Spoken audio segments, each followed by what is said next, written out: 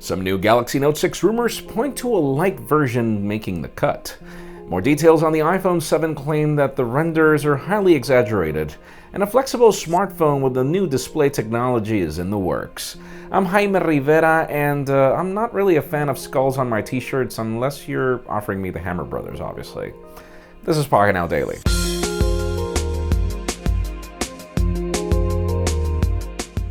The official news today begin with deals. Those of you interested in Apple Music, it's not a bad service, just not my favorite in particular.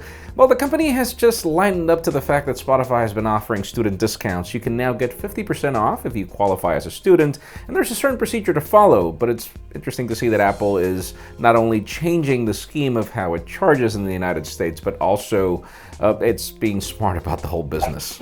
Other official news come from Asus, those of you in the market for the future ZenFone 3, and we cannot wait. That was actually a really good lineup of smartphones because there were a ton of them. It seems that the ZenFone 3 is slated for May 30th. Set your calendars. There is an event happening in Taipei. We will be covering as much as we can about it. Hopefully that's not the only Zen product we get. Hopefully a Zen Watch 3 also makes the cut, but we'll see. Now let's move the spotlight over to a new invention from the Queen University, a new HoloFlex smartphone. It uses POLED technology in order to provide you some sort of 3D holographics on the display, which provides depth in addition to allowing you to interact with the phone in different ways. Actually, you have to fold it for certain gestures to work. I'm not really sure if this has a future, but it's always cool to see new technology make the cut. Eventually, this just gets polished and we get it on the next Samsung. And for those of you that were stoked about the whole smart connector features that might reach some sort of an iPhone Pro that's being rumored, well, we've got some sources of credible stature that claim that apparently those are not going to make the cut, or at least we're not sure. We've heard rumors that there is an iPhone 7, other rumors that there is an iPhone Pro, then the Plus. Apparently, one of these phones could get the connector, but we don't really know what the connector is going to be for. I really doubt that Apple is planning to make some sort of a detachable keyboard for the iPhone. I mean, Steve Jobs would totally roll in his grave. There have been cases of these keyboards being built by third parties, and Apple has completely canceled support, so stay tuned. And finally, the hottest news today have to do with the Samsung Galaxy Note 6. There is a lot of anticipation over what we can expect from this phone, mainly because we're hearing monster specifications on Weibo, but now another source is claiming that there will be a Lite variant.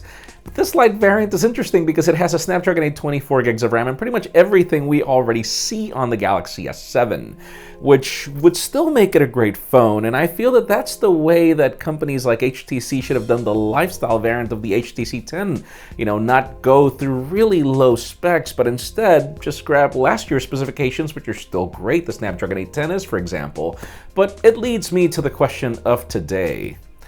Would you be okay with buying a Lite variant that has the specs of the Galaxy S7? Or would you just go all out with the more powerful variant? You know, in my case, the biggest disappointment in my case with the Note 5 was mainly that, the fact that the phone became obsolete really quickly once the Galaxy S7 was launched. And it's the first time it ever happens with a Note. I feel that Samsung should have played the cards that it's being rumored to do with the Note 6.